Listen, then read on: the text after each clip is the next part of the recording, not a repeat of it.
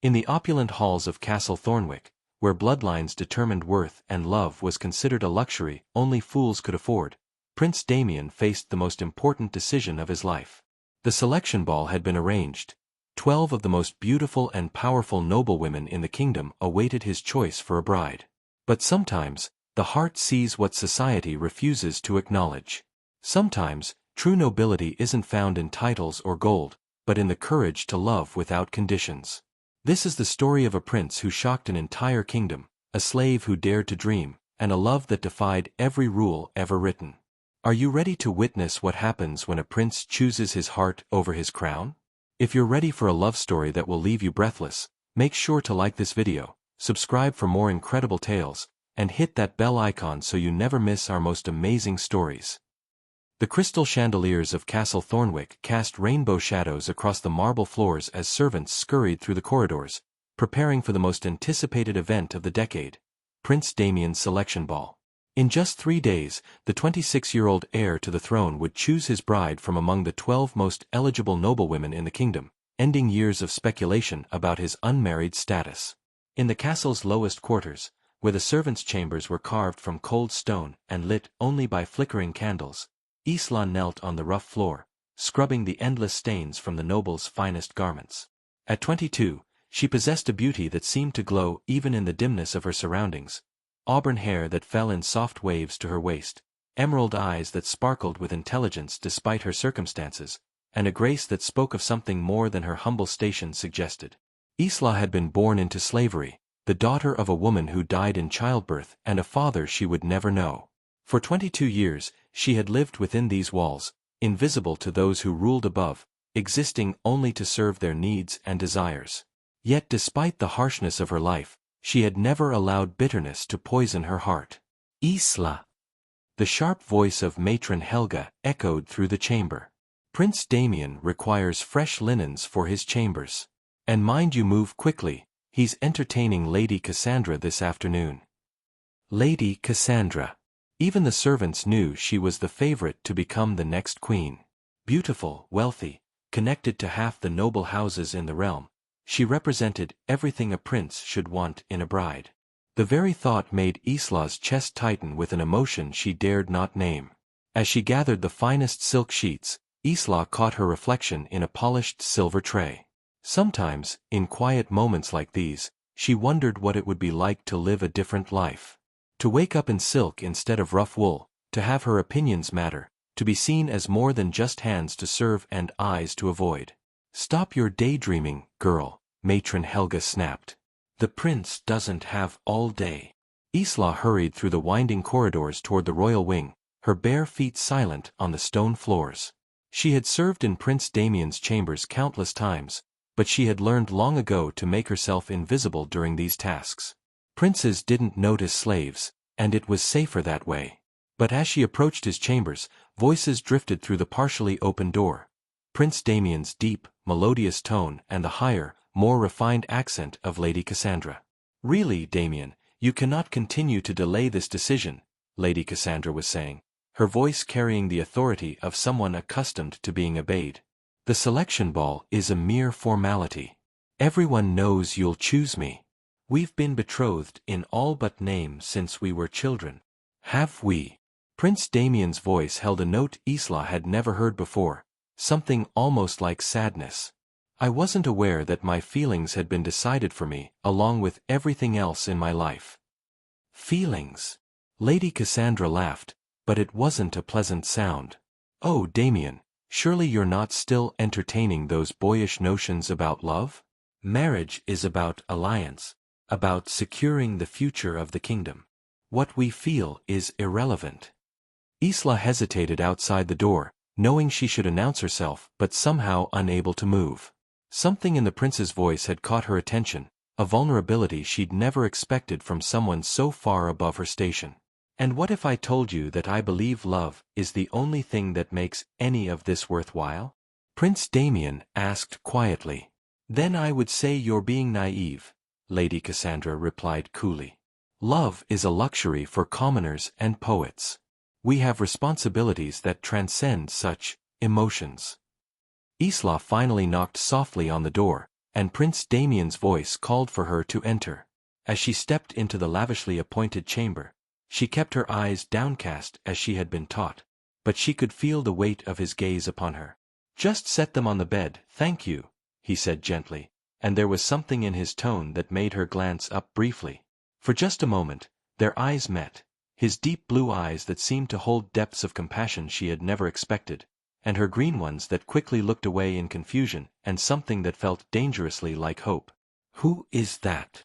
Lady Cassandra asked after Isla had left, her voice sharp with an emotion that might have been suspicion. "No one," Prince Damien replied, but his voice held a note that suggested otherwise. "Just one of the servants." But as Isla hurried back to her quarters, her heart beating strangely fast, she couldn't shake the feeling that something had just changed forever. The next morning brought chaos to the servants' quarters as final preparations for the selection ball intensified. Isla found herself assigned to the most demanding task of all, helping prepare the 12 competing noblewomen for the evening that would determine the kingdom's future. "Lady Cassandra requires her emerald gown pressed to perfection," Matron Helga announced, thrusting the elaborate dress into Isla's arms. "Not a single wrinkle, mind you. And Lady Evangeline needs her jewelry polished until it blinds anyone who looks at it." As Isla worked in the preparation chambers, she listened to the noblewomen discuss their strategies for capturing the prince's attention. Their conversations revealed a world of political maneuvering and calculated charm that made her stomach turn. "My father promises 3,000 gold pieces and control of the southern ports if Damien chooses me," Lady Beatrice was saying as Isla carefully arranged her hair ornaments. "That's nothing," Lady Morwen laughed coldly. "My family offers military alliance with the Eastern Kingdoms and marriage rights to my younger sisters for his brothers." But it was Lady Cassandra who spoke with the most confidence. "You're all deluding yourselves. Damien has been mine since childhood. This ball is merely a formality to satisfy court protocol." Isla's hands trembled slightly as she fastened Lady Cassandra's necklace, a magnificent piece that probably cost more than most people earned in a lifetime. The casual arrogance in the woman's voice made something rebel deep in Isla's chest. "Tell me, slave," Lady Cassandra said suddenly, catching sight of Isla in the mirror. "What do you think makes a woman worthy of a prince?" The question caught Isla off guard. Nobles rarely spoke directly to servants, and never asked their opinions. For a moment, she considered giving the expected response, something about beauty and breeding and wealth. Instead, she heard herself saying quietly, I think a prince deserves someone who loves him for who he is, not what he can give them." The room fell silent. Lady Cassandra's eyes narrowed dangerously in the mirror. How presumptuous of a slave to think she understands love or princes. "Perhaps you've forgotten your place. Perhaps she speaks more truth than she knows," came a voice from the doorway. Everyone spun around to find Prince Damien himself standing there, magnificent in his formal attire, but his eyes fixed not on the noblewomen but on Isla. The room immediately erupted in curtsies and breathless greetings, but his gaze never wavered. "Your Highness," Lady Cassandra purred, rising gracefully from her curtsy. "How wonderful that you've come to see us before the ball. I was just having my hair arranged." "It looks lovely," Prince Damien said politely, but his attention remained focused on Isla, who had dropped into the deepest curtsy she could manage, her face burning with embarrassment and confusion. "I came to ensure that all the servants attending tonight's ball understand their duties," he said, his voice carrying easily through the room. "The success of this evening depends on everyone, regardless of their station." As the other women resumed their preparations, chattering excitedly about the prince's visit, Damien moved closer to where Isla knelt, still holding Lady Cassandra's jewelry. "What is your name?" he asked quietly, his voice meant only for her ears. "Isla, your Highness," she whispered, not daring to look up. "Isla," he repeated, as if testing how the name felt on his lips. "That's a beautiful name." Before she could respond, Lady Cassandra's sharp voice cut through their quiet moment. "Damien, surely you have more important matters to attend to than chatting with the help?" "You're absolutely right," he said, straightening. "I do have important matters to attend to." But as he left the room, His eyes found Isla's one more time, and in that glance was a promise that made her heart race with possibilities she didn't dare believe. That evening, as the selection ball began and the great hall filled with music and laughter, Isla served wine and delicacies to the noble guests, invisible as always. She watched Prince Damien dance with each of the 12 candidates, his face a mask of polite interest that revealed nothing of his thoughts. But when Lady Cassandra took her turn in his arms, whispering something that made him stiffen slightly, Isla noticed that his eyes began searching the room until they found her near the servants' entrance. And suddenly, she understood that she wasn't invisible to him at all. As the evening progressed and the time for his announcement approached, Prince Damien excused himself from the ballroom, claiming he needed a moment to consider his decision. But instead of going to his chambers, he found himself walking toward the servants' quarters, drawn by a pull he couldn't resist. He found Isla in the kitchen, cleaning the endless stream of dishes from the ball, her simple servants' dress a stark contrast to the elaborate gowns upstairs. "Your Highness," she gasped, dropping into a curtsy so quickly that she nearly lost her balance. You shouldn't be here. If anyone sees." "Let them see," he said quietly, moving closer. "Isla, I need to ask you something, and I need you to answer honestly." She nodded, not trusting her voice. "If you could choose any life, any future, what would it be?"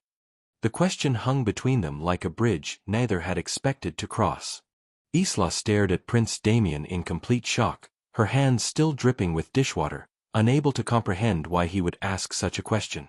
In the distance, the sounds of the ball continued: music, laughter, and the expectant murmur of nobles waiting for their prince to return and announce his choice of bride. "Your Highness, I don't understand," she whispered, glancing nervously toward the kitchen entrance. "You should be upstairs with the ladies. They're waiting for you to choose your queen." "They are," he agreed, moving closer until he stood just arm's length away. "But I find myself more interested in the answer of a woman who spoke of love as if it actually mattered." Isla's breath caught in her throat.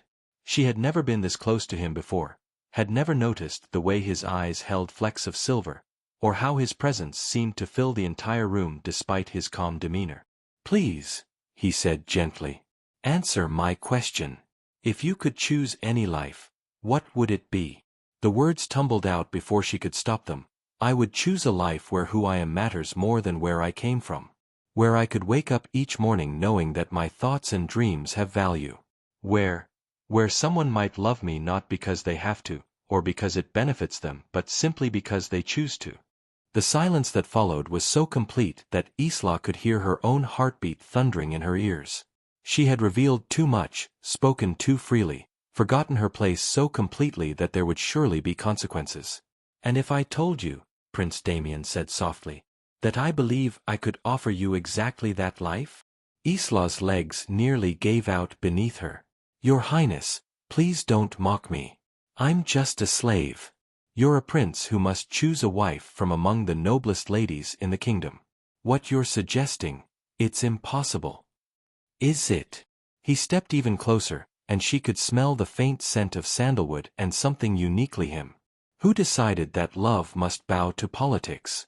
Who determined that a heart's choice is less valuable than a strategic alliance? "Everyone," Isla said desperately. "The entire world, Your Highness. Your father, the nobles, the people. They all expect you to marry within your station." "They would never accept." "They would accept what I choose to give them," Damien interrupted, his voice carrying a note of steel she had never heard before. "I am heir to this throne, and if I've learned anything from watching my father rule, it's that a kingdom is only as strong as the love that holds it together." Footsteps echoed in the corridor outside the kitchen, accompanied by familiar voices. Where could he have gone? Lady Cassandra was saying, her tone sharp with irritation. The announcement was supposed to happen an hour ago. "Perhaps he's having difficulty choosing between so many worthy candidates," came Lady Evangeline's voice, though it carried an undertone of worry. Prince Damien and Isla froze, both acutely aware of how inappropriate this situation would appear to anyone who discovered them. A prince alone with a slave, speaking of impossible things while 12 noblewomen waited for his decision. "You should go," Isla whispered urgently. "They're looking for you." "Yes," he said, but he made no move to leave. Instead, he reached out and gently touched her hand, sending shock waves of sensation up her arm. "But first, I need you to know something. Your Highness, in all my years, surrounded by the most beautiful, accomplished, and politically advantageous women in the kingdom, I have never felt what I felt when you spoke about love in that preparation room. I have never seen such honesty, such pure heart, in anyone's eyes." Isla felt tears gathering in her own eyes. "Please stop. You're making this harder than it has to be. Harder than what has to be. Accepting that this, whatever this is, can never be anything more than a moment. You will choose Lady Cassandra or one of the others, you will be married, and you will be a good king. And I will continue to serve in your castle, invisible and content to have had even this much." The sound of footsteps grew closer, and voices became more distinct. "He must be here somewhere," Lady Cassandra was saying. "Check the libraries, the gardens, everywhere." "They're right," Damien said, his voice heavy with frustration. "I do need to return. But, Isla." He paused, seeming to struggle with words that could change both their lives forever. "What if I told you that I don't want to choose the expected path? What if I told you that standing here with you feels more real than anything I've experienced in 26 years of royal duty?" "Then I would say you're not thinking clearly," Isla replied, though her voice shook with emotion. "And that by tomorrow, when you remember who you are and what you owe to your people, you'll be grateful that nothing happened here tonight." "And what if you're wrong?" he asked, stepping back reluctantly as the voices drew nearer. "What if tomorrow I'm even more certain than I am right now?" Before she could answer, he turned and strode toward the kitchen's rear exit, leaving through the servants' passage that would allow him to return to the ballroom without being seen leaving the kitchens. Isla sank against the stone wall, her legs finally giving out as the magnitude of what had just happened crashed over her. A prince had spoken to her of love, had touched her hand, had looked at her as if she mattered. But as the sound of renewed music drifted down from the ballroom, she forced herself to remember the reality of their world. Prince Damien would return upstairs, choose his bride from among the waiting noblewomen, and life would continue as it always had. She had no way of knowing that at that very moment, Prince Damien was standing at the entrance to the ballroom, looking at the 12 beautiful, accomplished women who awaited his decision, and feeling absolutely certain that his heart belonged to someone else entirely. The ballroom fell silent as Prince Damien returned, his formal entrance announced by the herald's trumpet. All eyes turned to him as he took his place at the center of the room, the 12 potential brides arranged in a perfect semicircle before him, each one radiant in their finest gowns and jewels. King Aldrich rose from his throne, his voice carrying across the hushed assembly.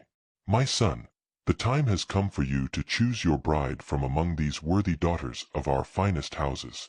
The woman you select will become your queen and help you rule our kingdom with wisdom and grace."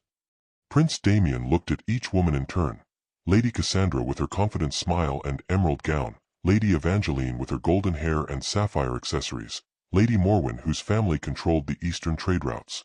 Each represented power, wealth, and political advantage. Each would make what the world considered a suitable queen. "Your Highness," Lady Cassandra said, stepping forward with practiced grace, "I hope you will remember the long friendship between our families and the strength our union would bring to both our houses." "Indeed," added Lady Beatrice, "my family's naval fleet stands ready to serve the crown through marriage alliance." One by one, the other ladies offered their subtle reminders of what they brought to the union: trade agreements, military support, territorial advantages. It was a marketplace of power disguised as a ball, and Prince Damien felt something cold settle in his chest as he listened.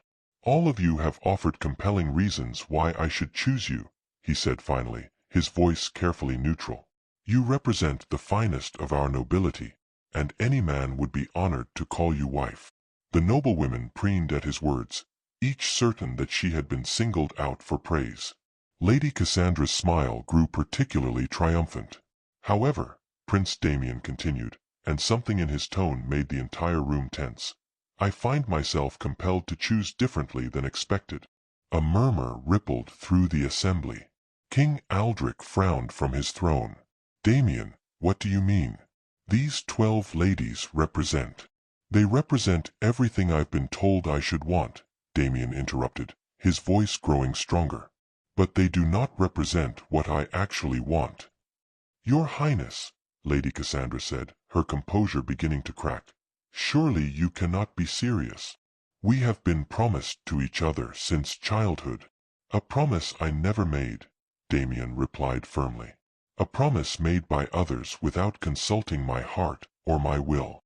The king stood, his face darkening with anger. "Your heart, your will. You are a prince, Damien. Your duty is to your kingdom, not to your personal desires. And what kind of kingdom would I be creating if I built it on a foundation of loveless duty?" Damien asked, turning to face his father directly. "What example would I set for our people if I showed them that honor means ignoring your heart and choosing based solely on politics?" "You speak like a fool boy who has read too many romantic ballads," King Aldrich snapped. "Love is a luxury that princes cannot afford." "Then perhaps," Prince Damien said quietly, "it is time for princes to learn to afford it." Without another word, he turned and walked away from the circle of noble ladies, toward the servants' entrance where staff members stood watching the proceedings in stunned silence. The entire ballroom erupted in shocked whispers as nobles tried to process what they were witnessing. "Damien!" Lady Cassandra called after him, her voice shrill with disbelief. "You cannot simply walk away. Choose one of us." "I already have chosen," he called back without turning around. "I have chosen to follow my heart rather than your expectations." He disappeared through the servants' entrance, leaving behind a ballroom full of stunned nobles, furious potential brides, and one very angry king. The implications of his actions would ripple through the kingdom for weeks to come, but in that moment, Prince Damien felt more free than he had in his entire life. He found Isla in the servants' quarters, where she had retreated after finishing her duties in the kitchen. She was sitting on her small cot, still wearing her simple work dress, looking lost in thought. When she saw him appear in the doorway, she shot to her feet in alarm. "Your Highness, what are you doing here?" "The announcement has been made," he said simply, though perhaps not in the way anyone expected. "What do you mean?" she asked, confusion evident in her green eyes. "I mean that I have declined to choose any of the 12 ladies presented to me tonight."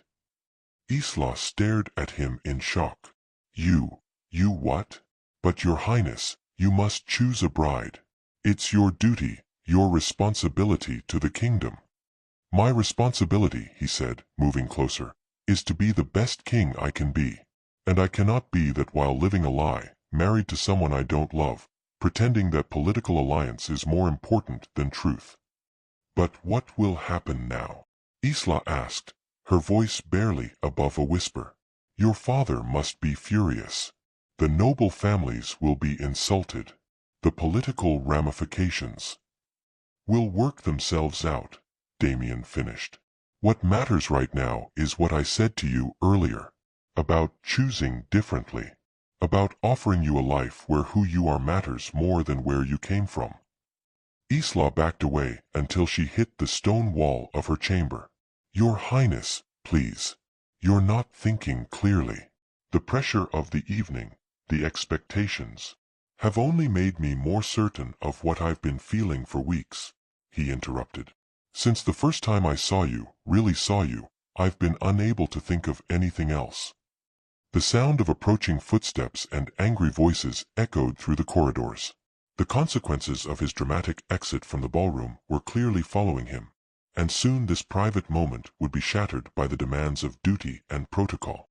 But before that happened, Prince Damien dropped to one knee before the astonished slave girl, taking her work-worn hand in his own. "Isla," he said, his voice clear and certain, "will you marry me?" The world seemed to stop spinning as Isla stared down at Prince Damien kneeling before her in the dim servants' quarters. Her hand trembled in his grasp, and she could barely breathe as the magnitude of his words crashed over her like a tidal wave. "Your Highness," she gasped, trying to pull her hand away. "Please stand up. If anyone sees you like this, let them see," Damien said firmly, his grip gentle but unyielding. "Let the entire kingdom see that I choose love over convention, truth over tradition." "But you can't," Isla whispered, tears beginning to stream down her cheeks. "I'm a slave. You're a prince. This is madness." "If love is madness, then I gladly embrace it," he replied, his blue eyes never leaving hers. "You asked what life you would choose if you could choose any life. I'm offering you the chance to choose it with me." The sound of heavy footsteps grew louder in the corridor, accompanied by the king's furious voice. "Find him! Search every room in this castle. My son has lost his mind." "You don't understand," Isla said desperately, trying once more to free her hand. "Even if I said yes, which would be the height of selfishness and stupidity, your father would never allow it.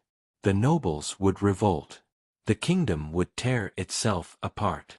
Then we'll build it back together," Damien said simply. "A kingdom based on justice and love rather than politics and prejudice." "Please," Isla begged, her voice breaking. "Don't ask me to choose between my heart and the good of everyone I've ever known. Don't make me responsible for destroying your life, your crown, everything you were born to become." "You're not destroying anything," Damien insisted, rising to his feet but keeping hold of her hand. "You're saving me from becoming someone I never wanted to be. A king who rules without love, married to someone who sees me as a political tool rather than a person." The door to the servants' quarters burst open, and King Aldrich strode in flanked by his guards, his face purple with rage. Behind him crowded several nobles and, to Isla's horror, Lady Cassandra herself, her emerald gown rustling with righteous fury. "Damien!" the king roared, taking in the sight of his son standing intimately close to a slave girl. "What in God's name do you think you're doing?" "I'm proposing marriage to the woman I love," Damien replied calmly, not releasing Isla's hand despite her renewed attempts to pull away. The silence that followed was deafening. Lady Cassandra's face went white, then red, then white again. Several nobles began muttering prayers or curses under their breath. King Aldrich looked as if he might suffer an apoplectic fit. "A slave," Lady Cassandra said finally, her voice dripping with venom. "You rejected 12 noble daughters to propose to a slave." "I rejected 12 political arrangements," Damien corrected, "to propose to the only woman who has ever seen me as more than a crown and a title." "She's bewitched you," King Aldrich declared, turning his furious gaze on Isla, who had never felt more terrified in her life. "Clearly this creature has used some form of enchantment to cloud your judgment." "The only enchantment," Damien said, his voice carrying a warning edge, "is the novelty of being loved for who I am rather than what I can provide." "Love."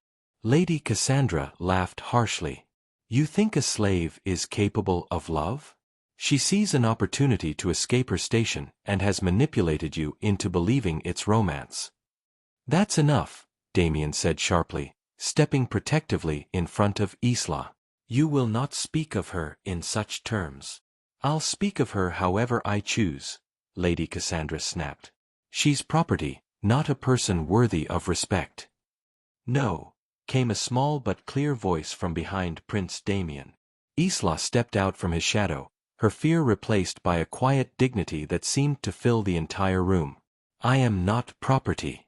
I may be a slave by circumstance, but I am a person by right of birth, just as you are." The room fell silent again, shocked by the slave girl's audacity in speaking up.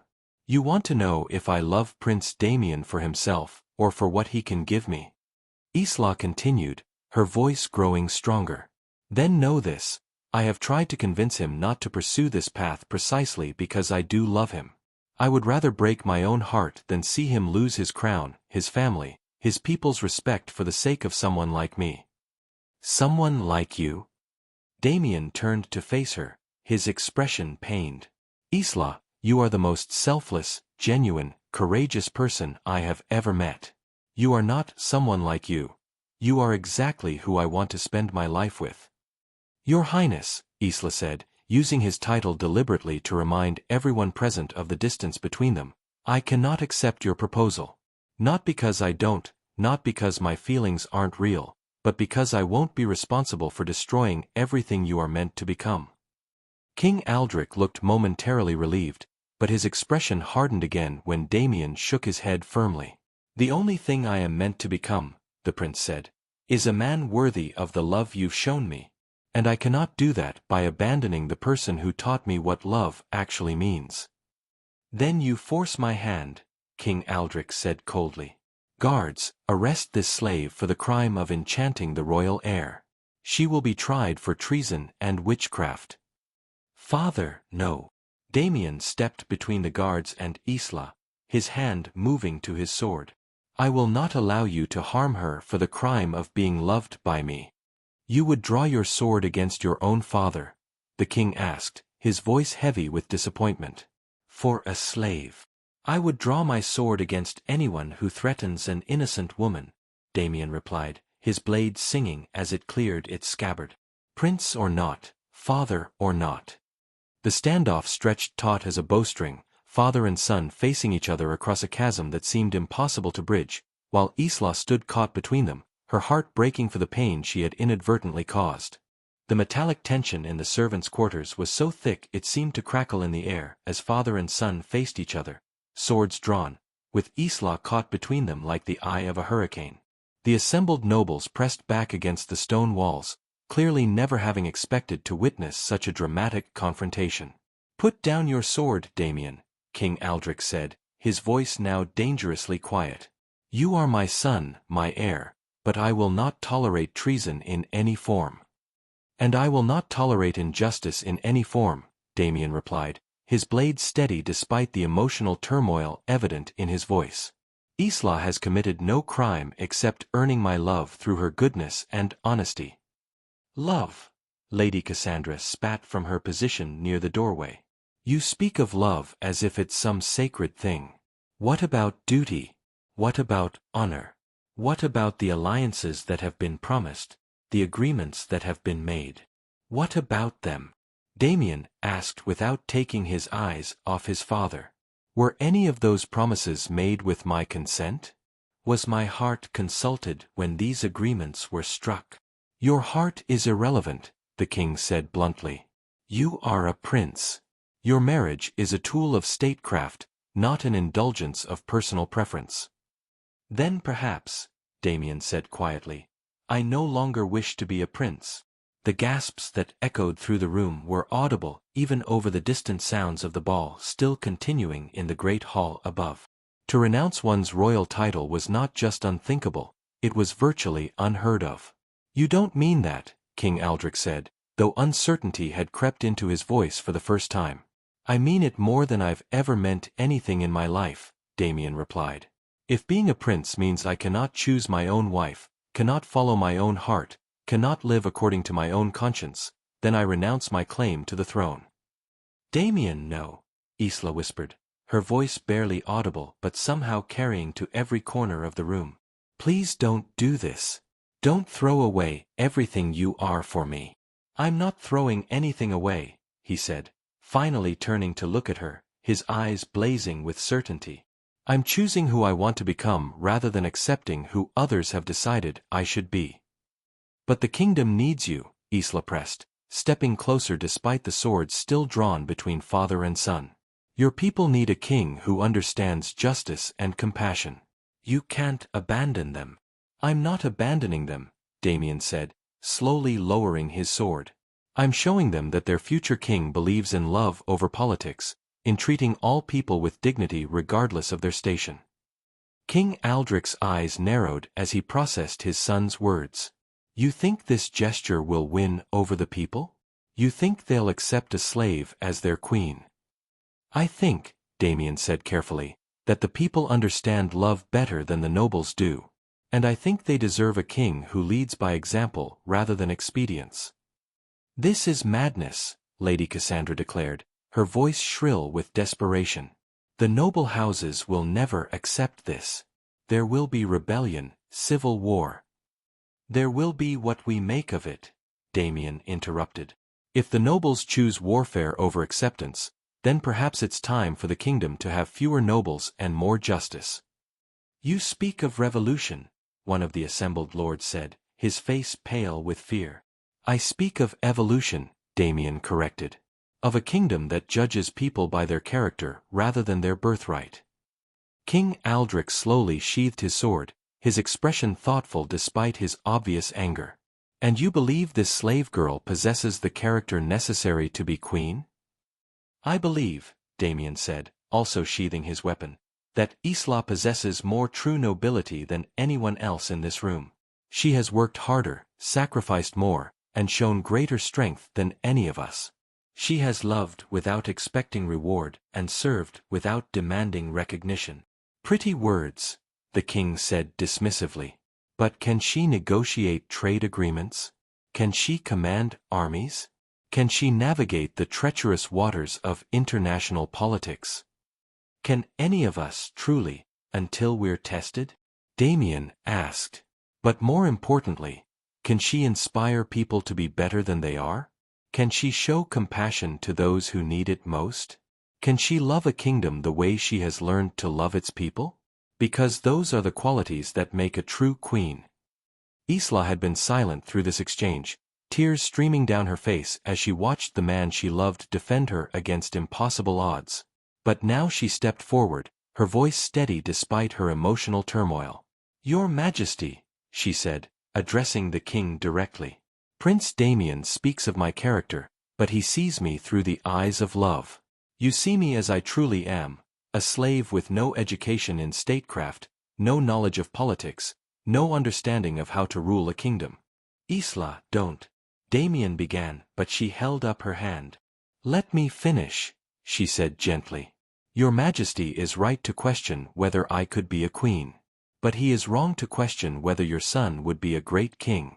Prince Damien has shown me more kindness, more justice, more wisdom in our brief encounters than I have seen from anyone in my entire life. He will be a king who rules with both strength and compassion. She turned to face Damien, her green eyes bright with unshed tears. But he will be that king with or without me. And the kingdom deserves to have him without the chaos that our marriage would bring. So you're refusing me again? Damien asked, his voice thick with emotion. I'm setting you free, Isla replied. Free to be the king you were born to be, free to choose a wife who can help you rather than hinder you, free to unite the kingdom rather than divide it. The silence that followed was profound. Even Lady Cassandra seemed stunned by the slave girl's selfless words. Finally, King Aldrich spoke, his voice thoughtful. You would sacrifice your own happiness for the good of the kingdom? I would sacrifice anything for Prince Damien's happiness, Isla replied simply. And his happiness is tied to his ability to serve his people well. The king studied her for a long moment, then turned to his son. And you, Damien? Would you truly renounce your crown for this woman? Without hesitation, Damien replied immediately. But I would prefer to wear it beside her. King Aldrich was quiet for several minutes, his mind clearly working through possibilities and consequences. Finally, he spoke, there is precedent for a king elevating a commoner to nobility through marriage. It's rare, controversial, but not impossible. Hope flickered in Damien's eyes, but the king held up a warning hand. However, such an elevation would require proof that the woman in question possesses the qualities necessary for queenship. She would need to be tested, educated, proven worthy in the eyes of the court and the people. What kind of test? Damien asked warily.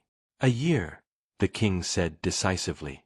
1 year in which this Isla will be given the education and responsibilities of a noble lady.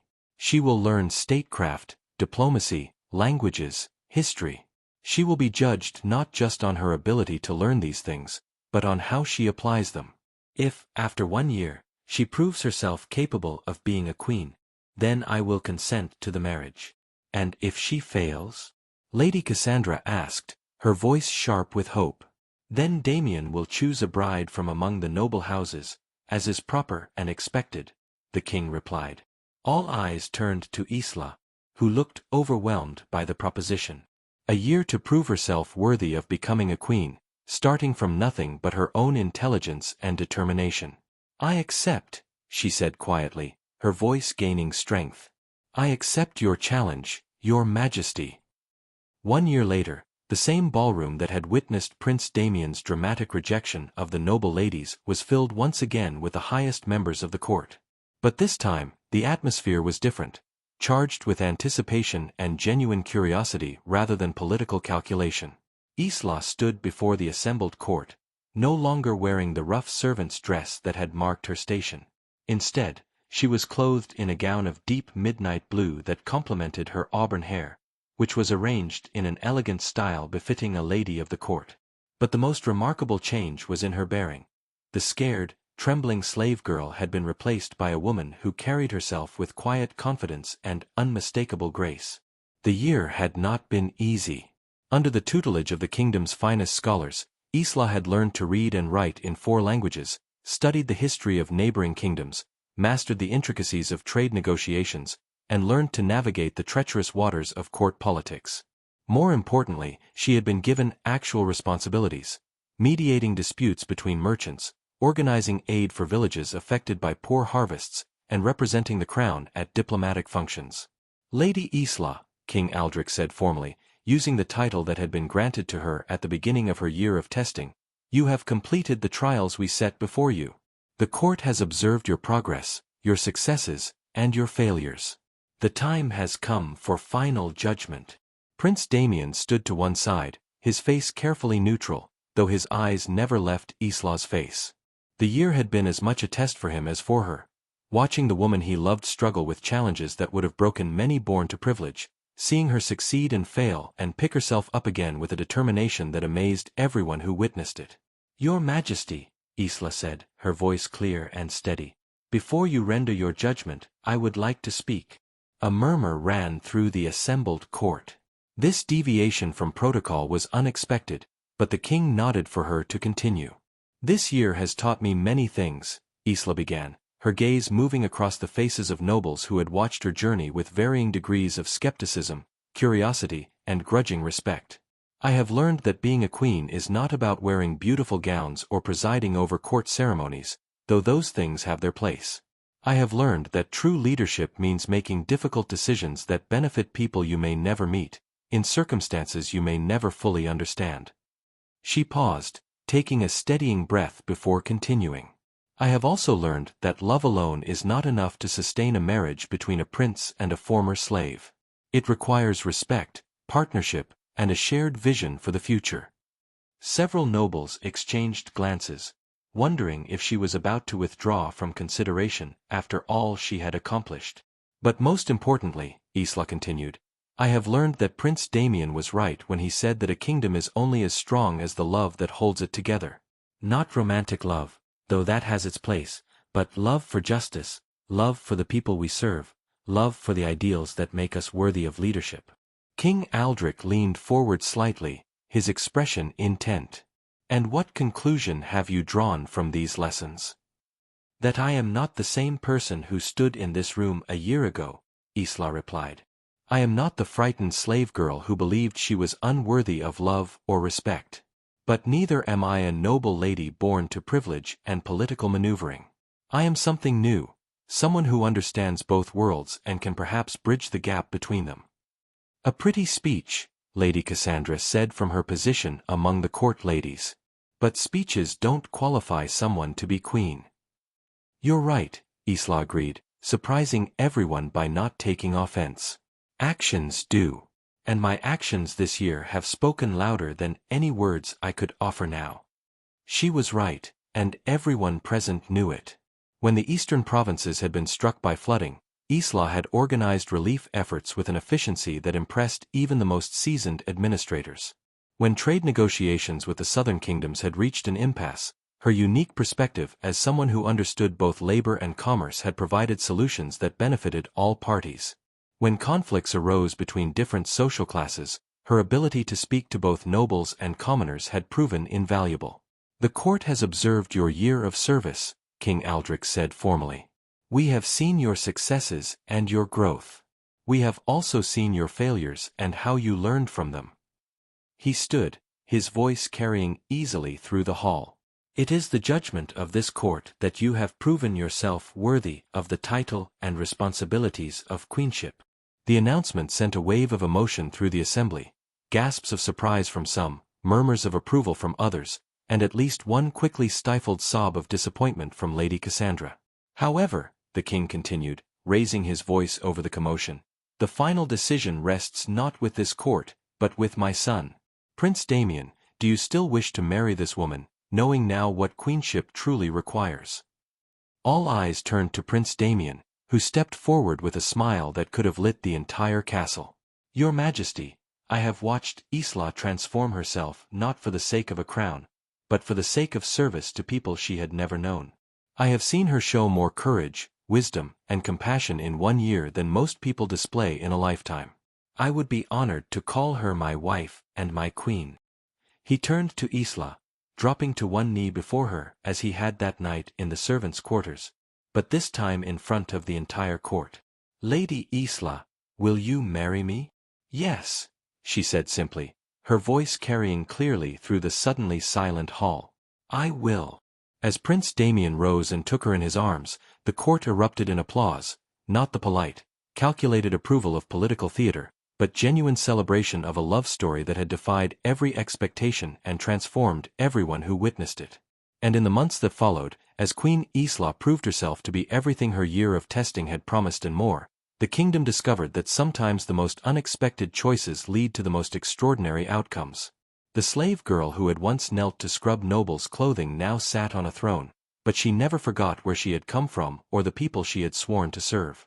And the prince who had risked everything for love found that his kingdom had never been stronger or more united than when it was ruled by a queen who understood that true nobility comes not from birth, but from character.